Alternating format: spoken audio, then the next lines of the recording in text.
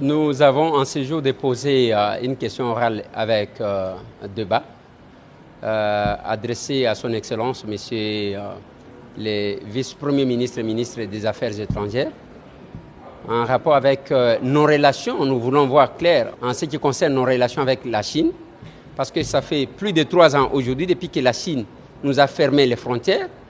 Les sujets congolais ou les citoyens congolais n'ont pas droit d'aller en Chine, mais eux ont droit de venir chez nous comme ils veulent, quand ils veulent.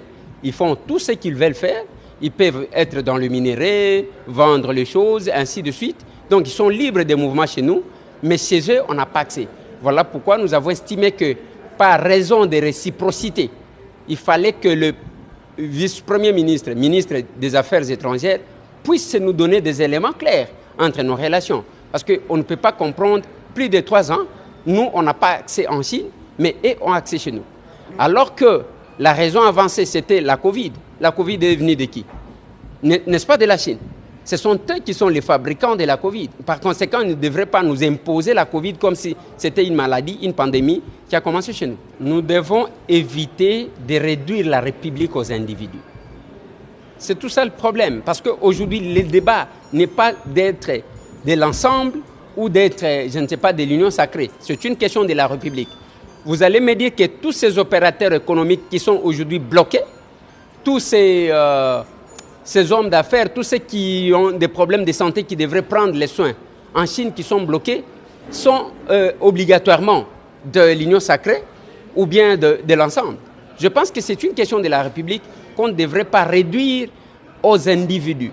Et retenez, l'expérience du Congo est que ces mêmes individus-là que vous semblez faire passer comme des opposants peuvent se retrouver demain ou le lendemain.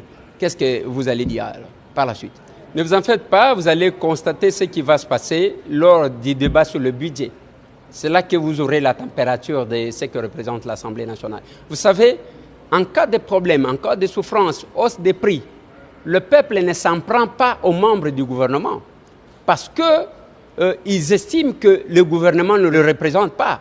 Comme nous sommes les représentants de ces peuples-là, nous sommes obligés de veiller sur ce qui se passe en rapport avec nos populations. Ça, ce n'est qu'un avant-goût. Nous demandons qu'on puisse fermer l'ambassade du Rwanda.